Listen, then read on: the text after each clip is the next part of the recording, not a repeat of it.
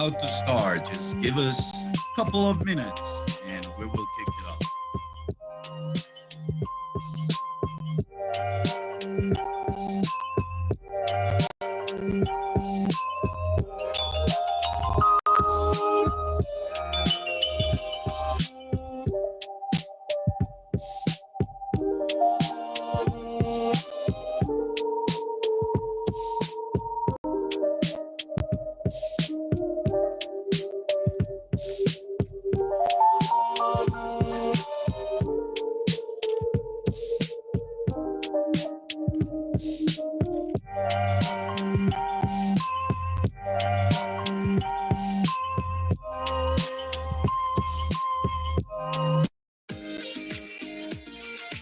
Welcome, good morning, everyone. How you doing? This is another DEGA space.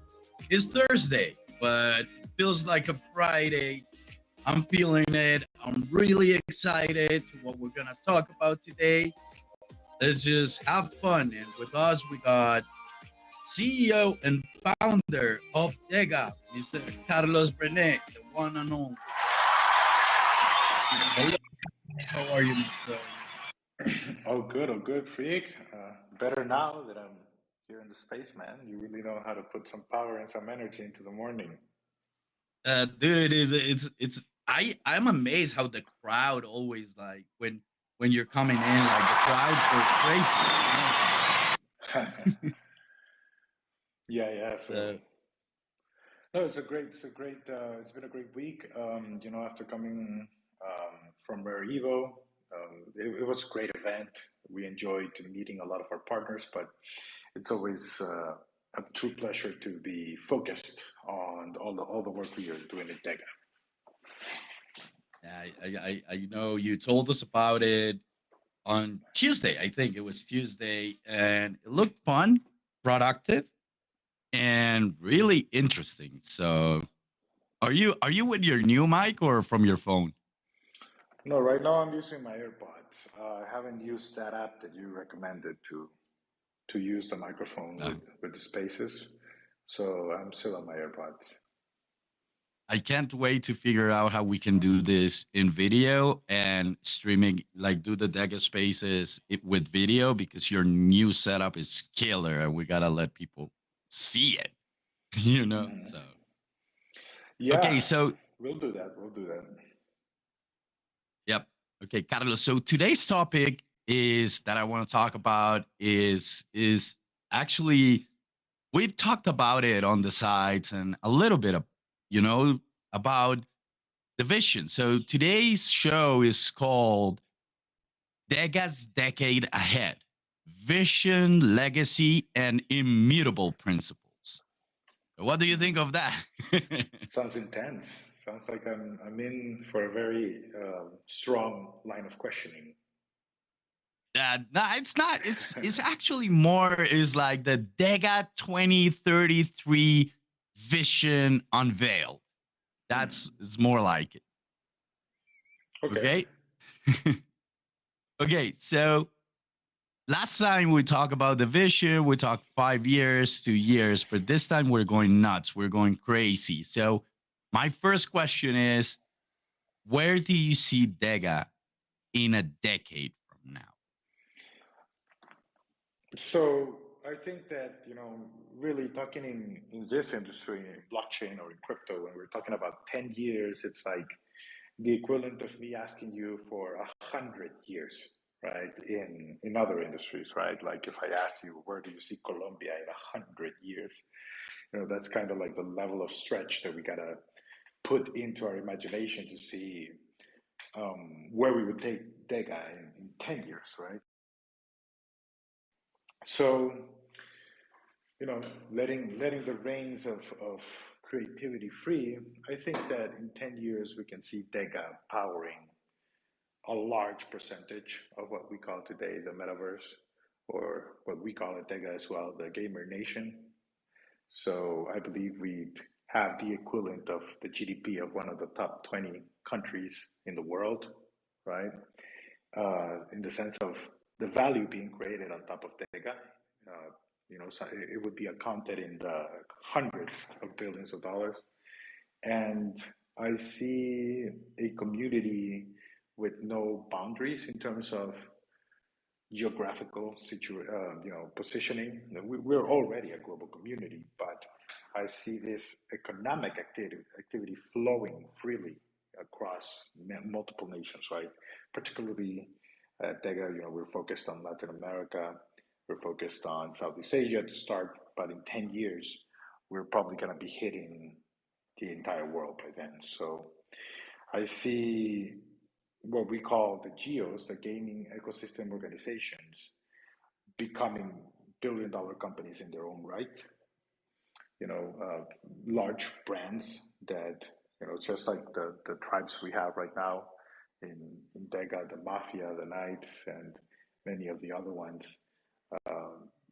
becoming global gaming recognized brands, right? Play with their own esports teams or their own development teams, and bringing people together. So that's kind of like the general vision, like what other people would call a network state in that sense, right? Like a massive digital state economy based on gaming and the tribe system. That sounds poetically beautiful. I actually saw it. I saw like the Mafia and the Knights being like owning major fashion brands, like you're wearing kind of like when you wear Tom Ford, you're wearing Mafia, a Mafia suit, like high quality, very well designed thing. And then you have this franchise of restaurants that you can all pay with Dega tokens or even with their own token. And for the Knights, and it's crazy, I don't know, kind of hunting food and stuff like that. So yeah, it's a beautiful vision, but also Carlos is Dega is working in one of the strongest concepts that I love the most, which is the liquida, liquida, and liquid reality. So how do you see that liquid reality happen? I know you're gonna tell me it's impossible, but let's dream. Let's just play. We can, let's just No, why dream. would I say? Where's Why liquida? would I say it's impossible? Like the whole idea. No, I mean like to see 100 years from now, and 110 years from now, 100 years in crypto time. It's like not forecasting, but dreaming. That's what I meant. I think liquid reality is actually easier to dream of in that sense, right? Because it's more of a, let's say, a dream of an experience, right? Of a type of experience.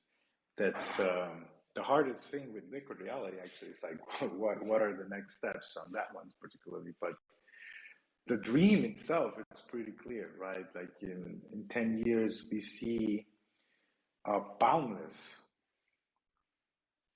content network, right? In that sense, in what sense, right? So right now I'm in this Twitter space, right? And we're just talking about, I have to go and get a whole bunch of configurations and apps and stuff to be able to use my microphone, or for us to be able to, stream from a normal setup, right? Like we want to do a video stream from Twitch and everything, and then also plug it into Twitter space. And, it's totally doable. It's just that it's a lot of work that we have to put into this, right? So liquid reality is about eliminating those friction points, right? It's about having the technology, the protocols, and the standards, and somebody might be saying, well, what the hell does that have to do with blockchain, right? And the thing is that you might not know, but most of the other systems, like absolutely almost every system that you have on the internet, is actually closed, right? There's some standards, obviously, HTML, HTTPS, and many other protocols that we use, SMTP for emails, but it's so restrictive, right? Like using the Twitter API distribution and content systems.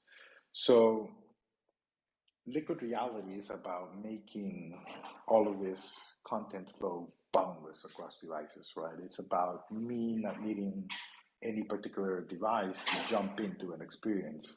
It's about not needing, let's say, prep work, right? Like needing to go and buy a headset to jump into the metaverse, right? The metaverse is just there everywhere that I go, right? Like I look at my screen, I look at my phone, and we jump into physical events, right? Like we're going to do this at DEGA, right? We're going to have the liquid reality events next year.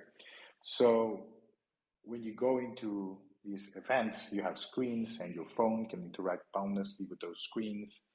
And people that are joining the event in virtual worlds, from the virtual world, they can see the physical world, right? They can communicate with it through speakers. They can interact with the people in the physical venues, right? So it's about this concept. It's about, because somebody might say, well, give me a specific use case, right? And the ones that I'm listing you are just examples, right? Like going to physical events, seeing screens, being able to interact with people in digital worlds, opening up your phone, throwing, you're seeing a game, a soccer game, but you can see it in 3D and AR from your phone. So these are just examples, right? What liquid reality is, it's about enabling this boundless flow of content across multiple devices with spatial awareness, right? So it's the freedom, right? It's the protocols and platforms that will give freedom to experience, let's say. And I would actually say that's a better word than content.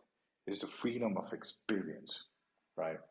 So that's kind of like what liquid reality is about, right? And it came about just from an initial idea of us, with DEGA, we're planning when we're going to do our event, and we were like, I'm sick and tired of this people just talking about the metaverse, right? And you go to an event and you go to a conference, and everybody's like, oh, the metaverse is going to be this, or you can do this in the metaverse. I was like, dude, why am I coming to see you present a PowerPoint about the metaverse, right? Don't talk to me about it, show it to me, right? And that's when we started breaking down what a real metaverse experience should be, like the openness and freedom of interactive experiences.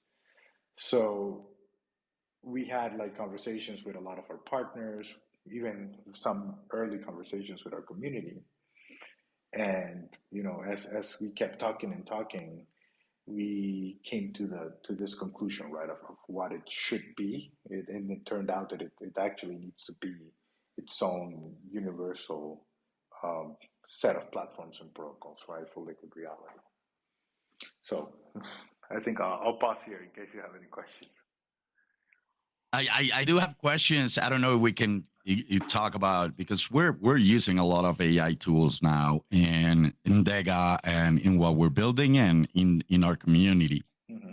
So I can see things happening in liquid reality. You're talking about merging all these realities into one, and I was thinking even like the ethereal plane, merging, like talking to my grandmother, like if I was sitting with her and stuff like that. That alone is insane. So how do you see AI playing a role in all this? Yeah, I mean, AI will play a massive role. And but just before I go into that, for anybody here in the audience, feel free to drop your questions underneath the space, right? That way we can just go and read them after we're done with Freak's questions. So, anything's available, even things that are off topic but are regarding DEGA, feel free to ask away whatever you want. All right, so AI is pivotal, and I think that a lot of its use cases are not even are going to be, let's say, under the hood, right? A lot of people that know me for a while and have been attending these spaces or other presentations will hear me say a lot that the best technology is the one that's invisible, right? And I always use this example. Right now we're using this X space, and we're using a whole set of protocols underneath to be able to have this conversation, this experience, right? We're using encryption protocols. We're using obviously TCP/IP. Twitter has its own set of protocols, you could say, which is its business logic, and underneath that all, there's AI being implemented, right? Like systems that automatically optimize the server, pick what's the best hub for the data stream to merge and so forth, right? And they make our life great, right? The fact that we're here across the world sharing this conversation in real time, it seems so trivial, right? But think about it. This is God tier power for humanity, right? Like we have not been able to do this for the 2 million years of our species existing, right? Let alone if we account for life around the world, right? Like biological life forms cannot have this level of communication. Or could not have that until we invented this technology, right? So we're already living in the future, right? This is the future. This is God tier level powers.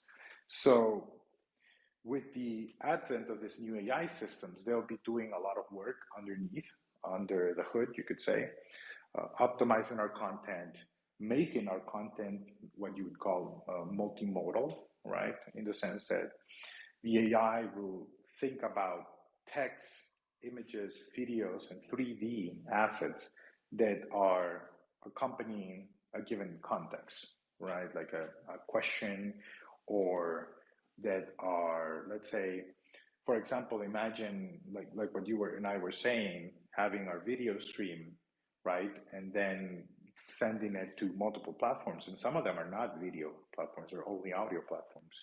So we'll probably be inventing systems that'll automatically open up the stream and then take out the parts that they need, like audio, and leave the video parts if they don't need them, right? So there's going to be a lot of optimizations under the hood. Things like what you were saying, if you're calling somebody and you have them only on a 2D camera, right, from their phone, you're doing, like, say, a video session, and then AI under the hood can actually project them, can create a 3D, right, avatar from them, very lifelike, very similar, very hyper realistic. And just by looking at them with their camera and seeing them in 2D, it can actually determine the 3D composition that they have, right? So your grandma can maybe just have a camera and say hi, and then you could, from your phone, turn it into a 3D projection on your floor, right? Like, I don't know if you've ever used augmented reality on your phone. It works pretty well, actually. You can walk around it, right? So you could do something like that with AI systems, and that will be happening. That's actually not even that much into the future. That's like 1 or 2 years ahead of us, right? And it'll just start to appear everywhere, right? And people, right now, everybody has to say, oh, we're using AI, we're using AI. Think about AI just like using the internet, right? Nobody in their right mind right now would come to a pitch to a customer or to an investor and say, hey, I'm a company that's using the internet. You'd be like, what the hell? Of course you're using the internet. You know, that's common sense. Even if you're doing like a burger restaurant, you still have to use the internet for websites and social media, right? It's not a selling point. Everybody has it. So that's the same thing with AI, right? Right now, it's all about AI. Well, we're all going to be using AI without even saying it. It's going to be just common sense. Like, of course you're using AI. Nobody in their right mind would work without AI. That's going to be the mindset in the future. So yeah, and that's not even 10 years. That's like 1 or 2 years away. And we're going to have it pervasive across the world, just creating this multi-model content and automating experiences and opening up the possibilities of how to, you know, change or how to interact with our content. I cannot wait for that. You know, it's I'm obsessed with this and the possibilities, especially the creation, the creative side, and connecting creations together. So I see DEGA in the middle of this, but how do you envision like DEGA's legacy in the decentralized world? I think that our legacy will be tied to the fact that we're not a company that's building for the status quo, right? And to be clear, like, we have nothing against major gaming companies. You have nothing against anybody, anywhere in the world that's doing, you know, honest business, right? But I see a lot of our colleagues focused on onboarding institutions, right? Like, they keep saying it a lot. Like, we got to get the institutions. We got to get the institutions. That's fine. Like, I'm not saying don't do it, right? Like, the more people that work or belong into a network, the more value the network receives, right? And certain institutions are key to have on board, right? Obviously, you want to have fiat on and off ramps. It's still a while before you're going to pay your rent in crypto. So many of those institutions are key.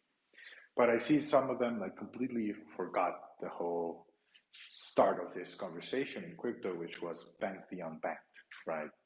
That's a more financial aspect of it, but obviously everything in crypto is about finance and capital, right? Even gaming is about unlocking value. So our legacy is to be able to connect people in emerging markets, right? That's our goal. Like our first goal is to place $400 in the hands of everybody in emerging markets that they generated from work that they did on their phone, right? Starting with gaming, and as time goes by, we'll open up other use cases. So we're literally going to boost the GDP of the global south, right? So that'll be a legacy, right? Like how many people's lives did we change by empowering them to be able to connect with the digital economy, right? We're not going to give away free stuff. That's not what we're here for. We're going to give people the tools so that they can uplift themselves through connections in the internet, through learning, through gaming, through being able to provide and create value to the world. That's amazing, bro. What about how does a not banking the unbanked, but unbanking the banks? Something. I'm going crazy with that. But what lasting impact do you aim for the project to have? Let's say we die in 50 years from now. That would be dying young. But what would be the impact and what people remember you? Like you created DEGA, you were the founder, and then talking about that impact that you left in the world with DEGA. What would it be? I would have to say that the greatest impact was bringing together formidable people, right? I think that our team is already off to a great start. Everybody is very passionate about what they're doing, and they can certainly get better payment somewhere else, right? Like we're not anywhere near being the top crypto startup in that sense right now, and we're not, even all of the crypto startups, right? Like none of us are at the level of massive corporations like Google, Facebook, OpenAI now that's $1 billion company, or Wells Fargo Bank, or some of these other massive organizations, right? That basically rule entire industries. So the people that are with us are people that are formidable, are passionate and dedicated, right? So, and that goes for our community and even everybody in this audience, right? Like if you're here, you're part of this wave, you're part of this movement. You are the counterforce in the system, right? That's looking to push forward towards a different vision, right? A vision of openness, of freedom, of connectivity, of unleashing creation, of blurring the geographical limitations that countries have right now. So I would say that would be what I'd be known for, the sense of this guy really knew how to connect and bring together formidable, passionate individuals. Nice. I see that as a packed funeral of people being really thankful. So, okay, I know we don't have a lot of time today with you, so I gotta ask kind of like the last question before we jump into the audience questions, even though I don't see anyone. So, hey, this is your moment. Ask your question. Last one for me is as DEGA grows and evolves, what core principles do you believe will remain immutable? A core principle is we're building open systems, right? And again, not to say that we have any hate for the people that have chosen to build closed systems. Everybody's free to do and go about their own vision as they see fit. But for us, it has to be open systems, right? We're building everything that we're building has to be able to be used by everybody else, right? That's our core value that I hope that even if something happened to me in the future, let's hope not, but if it did, that, you know, the team would continue to uphold that, right? So yeah, that's one of the key principles there. I think that the other principle is what we kind of like the play your way philosophy, right? And for anybody that's in the audience that hasn't read Rabbit's article on that, please do go to the DEGA blog and search for the Play Your Way article. And that philosophy encompasses the fact that it's kind of like tied to the fact that we're an open system, right? It's like we're here for you, right? In whatever way that you want to play. In the sense of you just want to have fun, just have fun. You just want to create, just create. You want to use your capital to grow, to build, to contribute, then there's a place for you here as well. So play your way is a philosophy that I hope will also remain with the company forever. Now, I shouldn't say company. I would like to say ecosystem, right? Because it's, you know, we're going to roll out the community DAO. We're going to roll out the foundation. We're going to roll out the tribes program. Well, that one's already active, but we're going to grow it. So all of these components are the entities that will conform the DEGA ecosystem per se, right? So yeah, that's kind of like where we want to take that as well, the play your way. So I think that those two are probably the key drivers of everything else, right? Like I continue listing values like professionalism and honor and honesty, and of course those things have to be there. But you know, I would expect that that's something that at least verbally everybody aspires to. But you know, that the ones that set us apart are those, right? We're about open systems and we're about play your way. Right? Dude, and you created a team so connected to your vision, mission, and the values and the dream of achieving it that for sure I can say like every one of us will carry your torch if anything happens. And because we all believe this is something that has to be done. It's not something that we dream of. This is something that we need. Yes. So rest assured, we're here for you, brother, supporting you and carrying the torch if for some reason you're not around. I'm sorry. I'm sorry. I don't want to take you to that place, but I'll just leave an AI just version of myself behind, just so you can take control. oh, dude, I'm having conversations with Metacan, you know, with your digital twin already. So don't worry. Nice. He's not as nice as you. Sometimes he goes a little crazy and he starts dancing, but I love the guy. Uh, okay, so do we have any questions from the audience? No, it doesn't seem like it. Or yeah, not even Zeke or Cher or Rabbit. You guys want to say something before Carlos? Carlos, we need to close it early. So anything else you want to say before we go?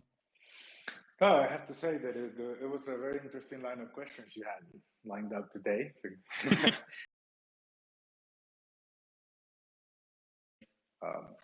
and you know, how we get there might change, like in the sense of, you know, we have obviously our product roadmap, but we might need to add more products. We might need to remove a product. You know, those things happen, right? And I think that sometimes organizations and you know, in general, the communities get a little bit like hung up on a specific product, a specific feature. And I think that the priority should always remain with the vision, right? And how to get there, right? If we made a design decision that we need to change, let's change it, right? Let's get to where we need to go, right?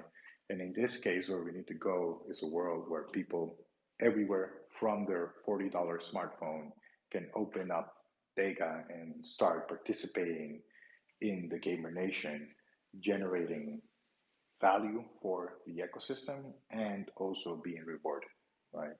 That's what we need to do. We need to make happen. we have a question. We have a question here from Christopher Marshall, and he's asking, "What is the elevator pitch for someone new to the project?" All right, that's a good question.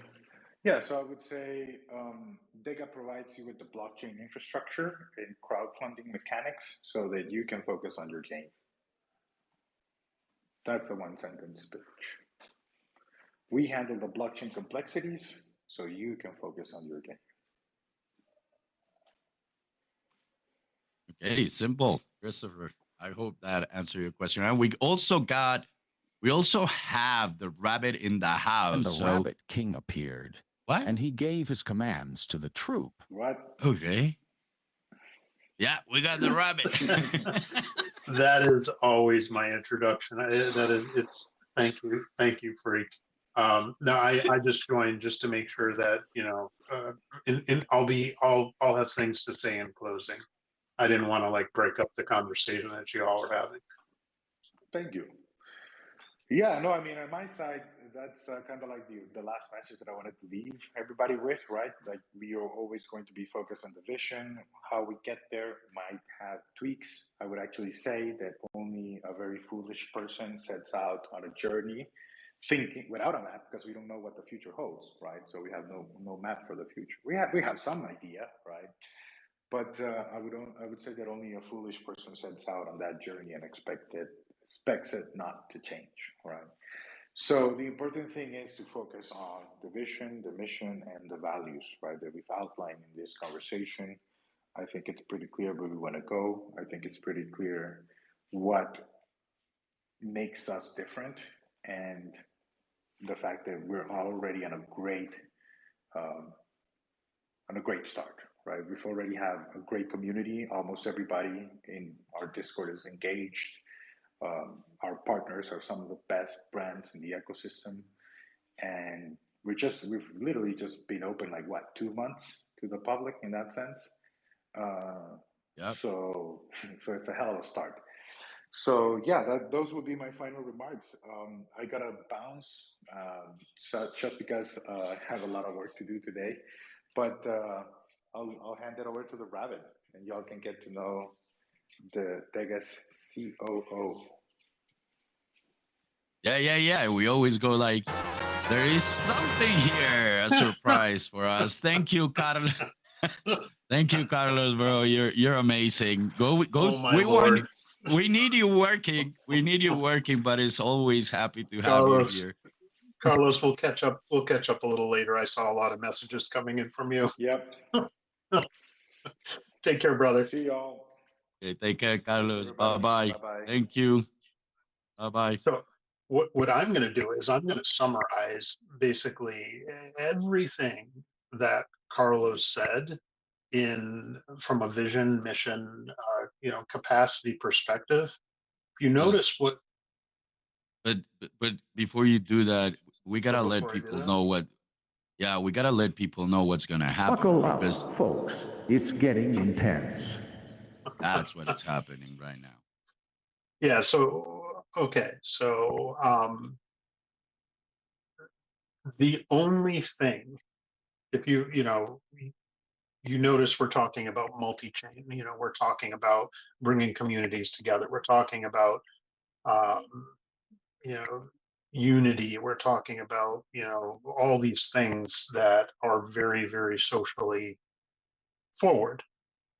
So when you think about DEGA, and you think about kind of like a maximalist ideology, we are not maximalists about technology. We are not maximalists about any kind of politics, anything like that.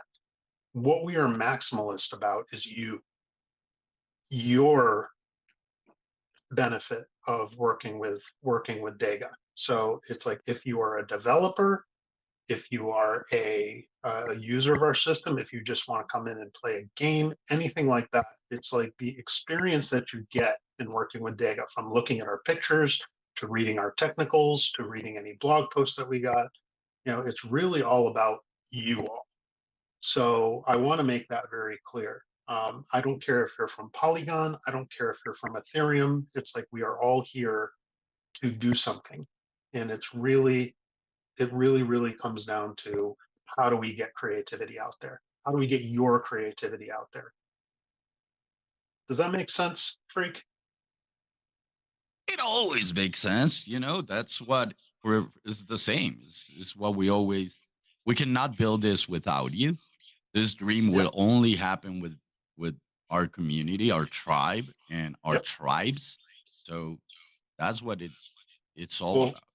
well, Freak, you're like you know, we'll hold you up as a perfect example of that kind of thinking. It's like, you know, Freak, you came here, and it's like the first thing that we did. You know, you were doing all of these things, and you know, when I came in as the operator, I took a look at you, and it's like, that guy right there, we need to figure out a way to help him amplify his creativity, give him the tools, give him the team, give him the you know, the ability, so that he can do what he loves to do, which is create. And how Dude, do you and feel? How do you feel about that experience of working with I'm DEGA? just gonna summarize it like this. A lot of accomplishments, a lot of films, a lot of companies, a lot of tech, a lot of bullshit. And for the first time, my wife told Carlos that in 15 years is the first time that she's seen me happy.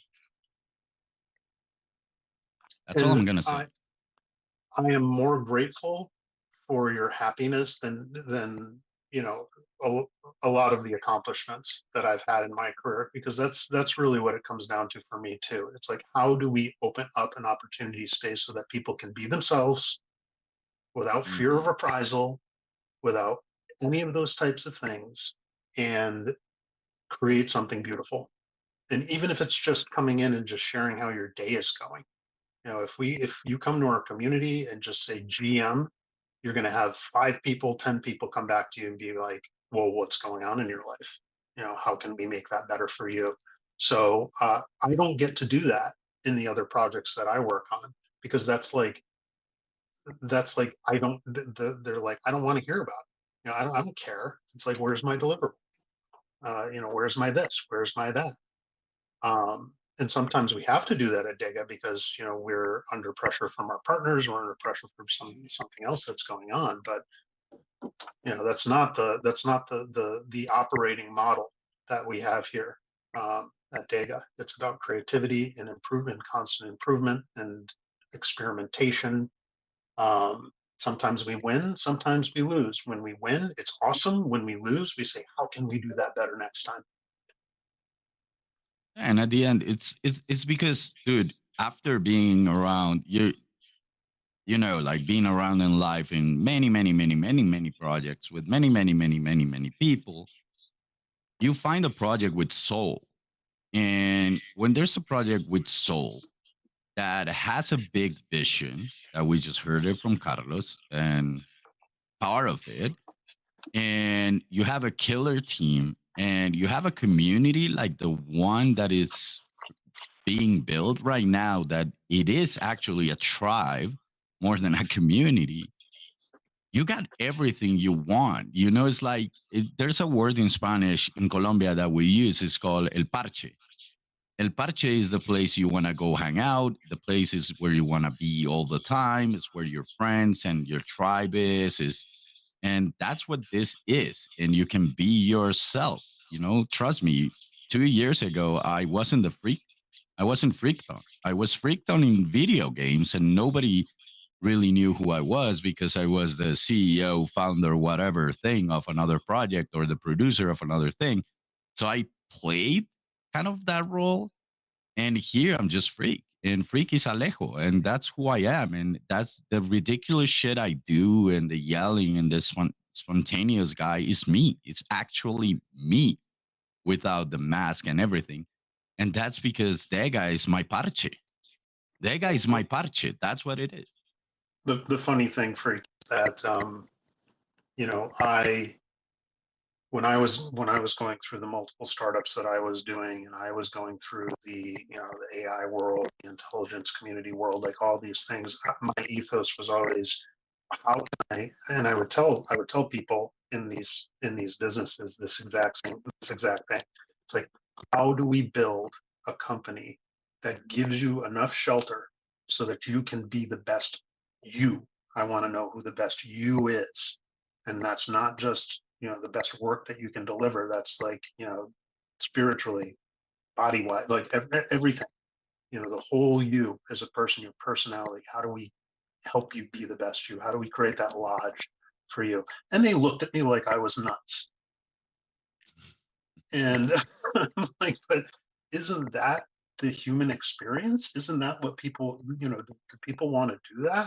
How do I do best for myself so I can do well for my family, for my community, for my tribe? Because, we tend to talk about that a lot, but you don't see anyone execute because they don't know how.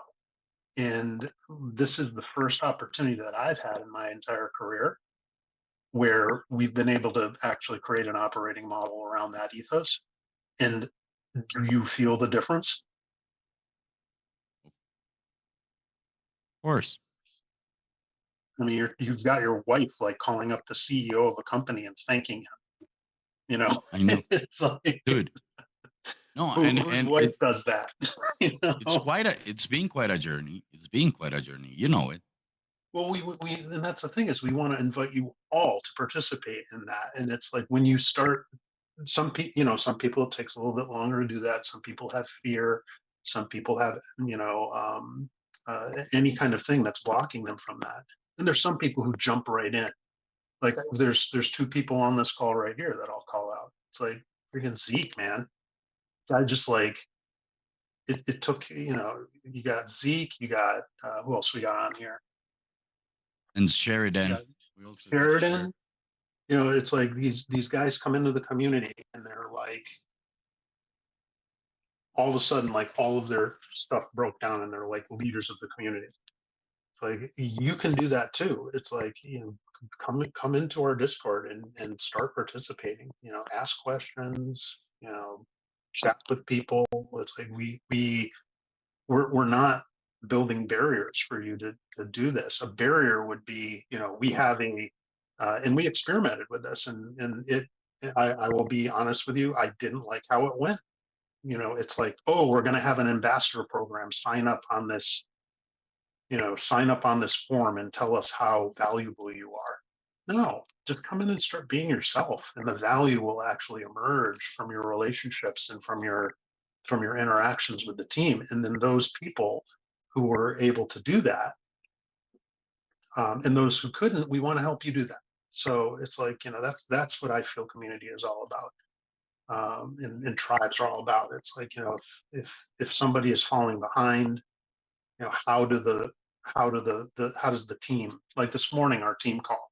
Did you hear what I said on our team call this morning? It's like, you are not alone. It's like, Yeah. don't think that you have to do this alone. You have different people who bring their own unique personalities and their own unique, their own unique points of view into a certain situation, into a deliverable that makes that deliverable so much stronger than it would be if you were just sitting there in your computer all by yourself.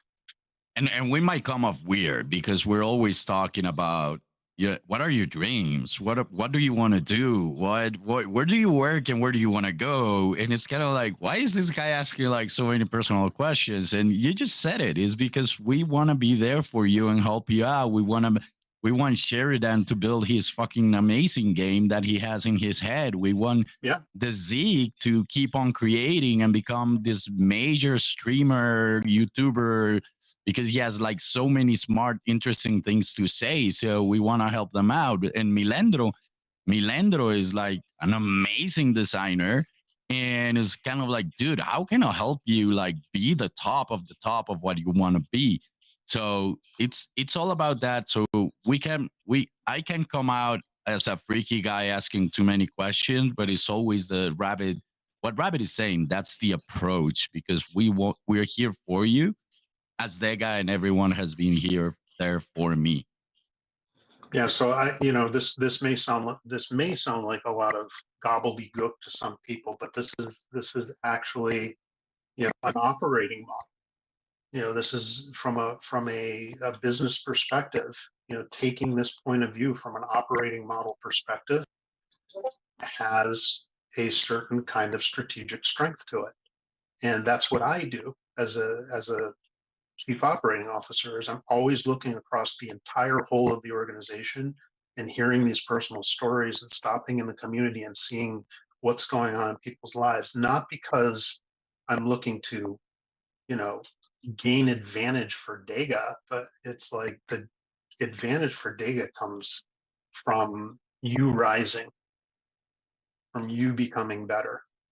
Because when you become better, DEGA becomes better. So it's almost backwards from what we've been doing for like the last, for the last, 150 years. Totally. Totally.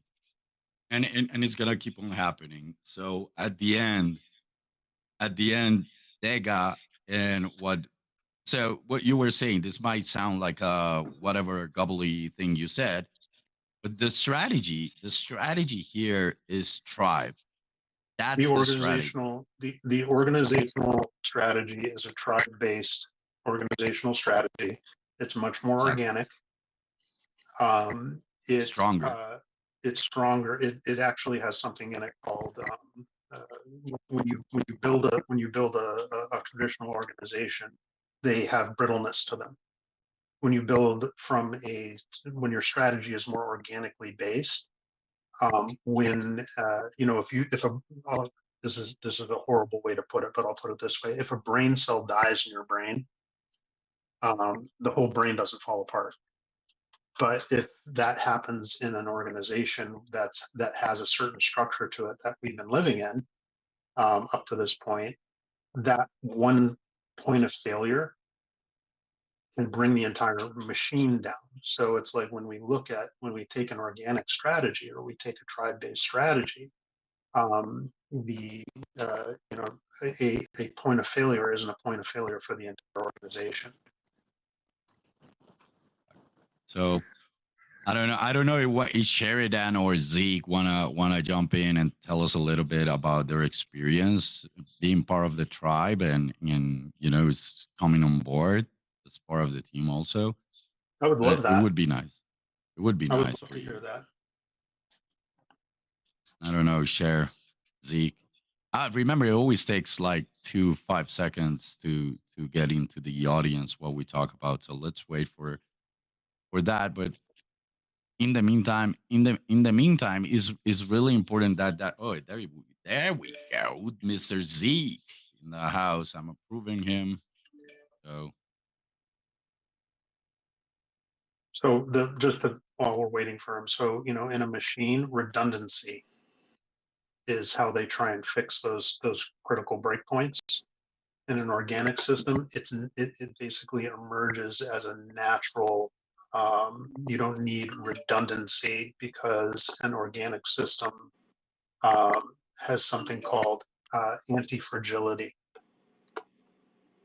yeah, I have one question. If we're an ecosystem, the tribe is the animal kingdom, or the tribe is the fungi kingdom, or the There's no. That's the thing, is like kingdoms. When you hear Carlos say things like there is no box, when you're dealing with ecosystems, the borders are non-definable.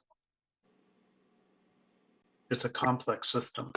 It's how all these bordered parts that have names and labels to them, when you drop those away and you actually see it from a network like a network with multiple variables that you can't count them all. It's like it takes a different kind of operation to be able to actually deal with something like that. So when you hear, you'll go to systems thinking. systems thinking. When you go to, if you go to like Andreessen Horowitz, you can go to Andreessen Horowitz, one of the biggest Silicon Valley, investing firms out here. Okay. And you search on their site for systems thinking, they're talking about it. If you search for blockchain and systems thinking, they're talking about it. They know that systems thinking is the best way to move blockchain projects forward. And I am I have, for lack of a better term, why I've had a lot of trouble fitting into the traditional world is because I come from a system. I'm like, God gave me You know, the world gave me almost this natural talent in treating organizations as this from a systems thinking perspective. And I only learned that systems thinking was a thing in the United States. It's kind of frowned upon, but systems thinking has been around since the 40s. You know, since the 1940s, we've known about it. We have not done anything with it because the presiding paradigm kind of doesn't want it to come to be. You know, I sleep next to me in my bed is a system thinker, just my wife. She's system Oh yeah, thinking from I can't. One of MIT. these, So I have not talked to her yet, but one of these days we'll get together and jam. All yeah, right. So the I sleep, live, eat system thinking with my wife, not me. It's my wife. But did we hey, get we got Zeke. did we get Zeke up here? All right. Yeah, we got him. Good morning. Morning, Mr. Zeke. Yeah, I came via Cornucopias, and then I liked what I saw, and I stuck around. So there's something about a community when it's warm and it's welcome, and this just felt a little different. So that's kind of why I stuck around. Also, it doesn't hurt that, you get the Cornucopias stamp of approval. It's hard to turn your eye to that. So I've said this multiple times, but good enough for Cornucopias, good enough for me. Oh, but you can say you met me and you fell in Yeah, love you're with like my what cheerleader. Because, when the voices come in my head and they tell you you're not good enough or you can't do this or I don't know, maybe you shouldn't or it's going to be too much work or, you're there to pick me up and remind me that, no, you can and you're going to. So that's good. and you will succeed and it will be awesome and we will have fun. Yeah. We will have fun So with far, that. so good. I tend to be relatively impatient when it comes to progress. So I want everything to be settled and done now, and that just doesn't work that way. You got to put time in. So it takes time, but we're getting somewhere. That's the seven in your head also. Yeah, Rabbit, you hear that? I'm also a 7 on the Enneagram. Well, I wouldn't. No. Yeah, we're not going to go into that right now. You have to deal with, but you have to deal with 2 7s. That's crazy. No, dude, I'm an 8, wing 7, but we're not getting into those discussions right now. And for another day, maybe. There Yes. are many nuances to online tests that I would not necessarily jump deep into. Psychometrics are, that I come from as everyone's probably heard, I come from a psychological background. And there are many good tests out there. Yeah. And it's like we tend to jump on the familiar and the pretty, but they don't really tell us much. But if you guys want some really good psychometric tests, I'll send you a website. They're all open sourced, and you can play around with those. Those are neat. Send them. I would love to do that with the team. I will. Yeah. So okay. From an onboarding experience perspective, Zeke, like coming on and actually working with the team, how was that for you? It's been really organic, I'll say that, in that as things have come up, there's been some challenges, and we just keep working through it. And you said it earlier, Freak, that if it doesn't work, then we just fix it. We do better next time. So there's been some of that. So we keep working through it, and we do a little better, and it's Kaizen, the search for always improving and doing a little better each time you do it. You got it. So, yeah. You got it. That's how these, when something actually makes it to the community, no one sees what's going on behind the scenes. How does it, our deliverables are very, very good. How does that happen? And a whole lot of work. That's how. It's like a whole lot of work. It's like a whole lot of try again, until we get to a proper, what we like to call inside of DEGA, we call them flywheels. And it's like the flywheel when it starts, it's like it's got like a good foundation to it, but it's not running, optimally. And then we use these techniques to evolve that flywheel into something that really, really works well. And then when we see something that's not working in the organization, we say, is it the flywheel that's busted? Or is it, do we need a new flywheel? And then we have that discussion internally. And sometimes it's a busted flywheel. Maybe we miss something in the flywheel. But it takes all eyes, it takes all eyes to find those things. It's like Freak will point something out and I'll be like, oops, yeah, we didn't know about that, so let's fix it. But there's no, it's not, it just because I'm a chief operating officer doesn't mean that I'm right all the time. I'm not, so that's one of the things about, hierarchical leadership. You're supposed to look at the person above you as like this, this person who's supposed to know it all. Well, no, I've got some news for you. A lot of people in charge right now have no freaking clue what's going on, and that was something that it gets instilled into us in this Western kind of like thinking that if you're higher up in the hierarchy, that you have some sort of intellectual power over someone else, and it's just not true. It's like I've met mailmen smarter than CEOs.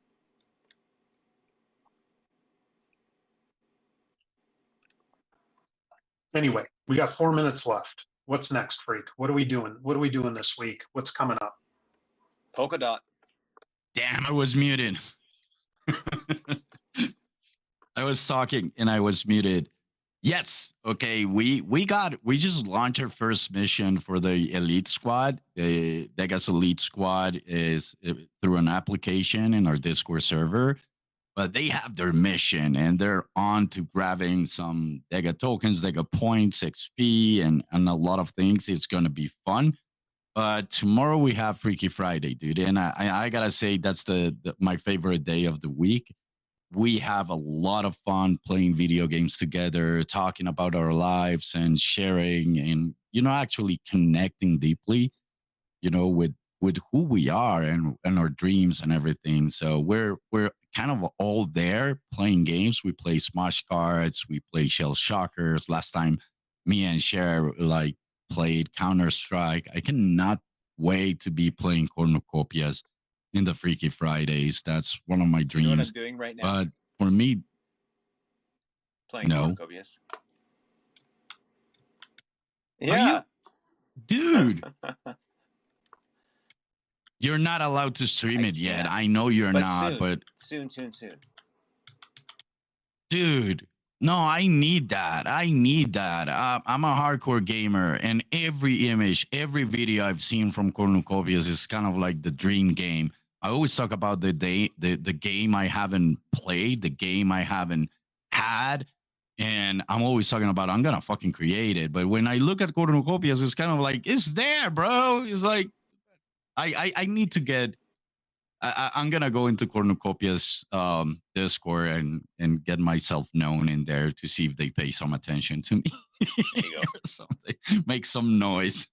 But yeah, it's Freaky Fridays. The Freaky Friday dream is to play Cornucopias. So that's the next step, Rabbit. We need to accomplish that. It's taking Cornucopias to the Freaky Fridays and the communities and the stream and everything. Steve's here. Oh, okay. Okay. So okay, Steve, we need to make that happen, bro. Oh, it will. We need to make that happen.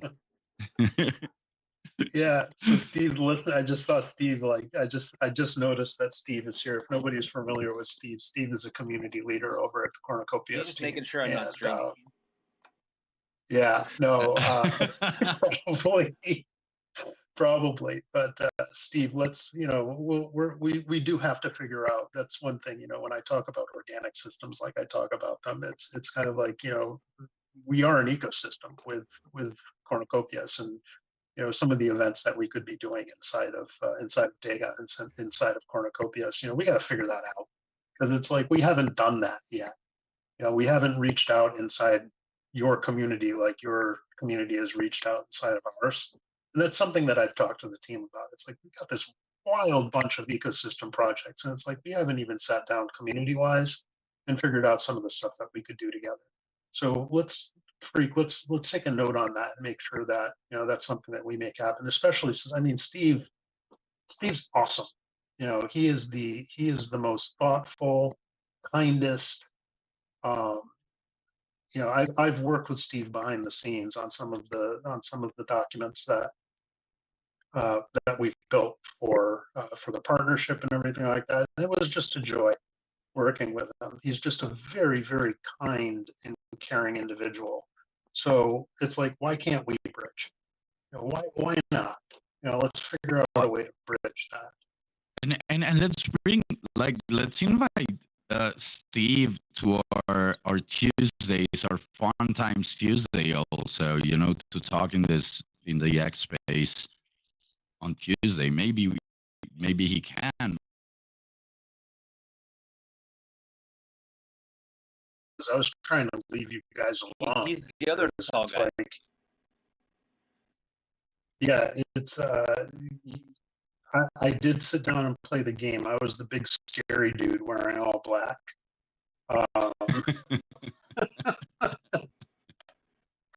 But I didn't want to. I seriously, it's like, when the party was going on, when the parties were going on, it's like it was too loud to talk to you. And then when there was any kind of downtime, you guys were just like at your station, just completely busy. So it's like, we gotta leave Steve alone, and we need to wrap it up. We need to wrap up. You wanna do your closing things? Yeah. So ISPO is coming for Polkadot. That's going to be launching on the 7th. We got a lot of documentation we're trying to put together. If you are a Cardano person who's already been participating in the ISPO, we're going to have to help our friends coming in from Polkadot to understand what an ISPO is. So community, be ready. We're working on some cool infographics to be able to explain to the Polkadot folks, what is an ISPO, how does that work? So we're going to have some cool documents that we're going to be able to share with everybody. Simple documents, not the deep technical ones that I'm forced to write sometimes. These are fun. Going on, please come and join us. Lots of ways to be rewarded in DEGA. Lots of ways to participate in the community. So please come and do those. Freaky Friday is one of those. Connect on Twitter. Let's see. Yeah, of course. Please. We do better when we are connected. So connect with us on Twitter. Like, share. What do they call it now? Repost. Our content. If you find something that's interesting, follow us as individuals, because it's like, we just don't follow DEGA, follow the rest of us too, because we're all talking about these types of things. I may get a little academic about the things that we're doing at DEGA from an organizational perspective, but I'm sure there's an audience for that too. A lot of people are interested in how to build better in this environment. I'm very, very good at having those conversations. Freak from a creative perspective. Carlos from an ecosystem perspective. So it's like, we all have our own points of view that come under DEGA. So if you can follow us all, that would be great. And I'm very chatty, so I will chat with you. Talk to me in Discord. I'm going to talk to you. I like to connect. So very important. We have a Telegram. Come into Telegram if you like Telegram better than Discord. But all that will be very, very helpful for us. But ISPO is really what we're working on right now, to get that second phase out. And just to let everyone know, this is an industry first, that DEGA is doing this. No one else has done this before. So if you're with us now, we're doing something no one has done before. And then after that, we're also going to be hitting Ethereum, which is going to be big for us. So if you're here now, before we do Ethereum, you are here like at the perfect time. And then we're going to do Polygon. So be ready. Magic is happening. Magic is happening, people. Magic is happening. And there's a lot of love inside of DEGA, and I really, really want love to win. So let's make it happen. Hey, let's make it happen, everyone. You heard it from the rabbit himself. So as always, I'm gonna play a Courtney G song that won the the DEGA Content Creative Contest. I love it. I know, Rabbit, you like DEGA Explorer more, but I'm gonna play "I Dream of DEGA" by Courtney G, one of our creative minds here. He's Mafia also. So thank you very much. We'll see you tomorrow. Tomorrow we have space. Tomorrow we also have Freaky Friday. So come back, have fun, and follow us everywhere and let the world know about what we're building. Take care.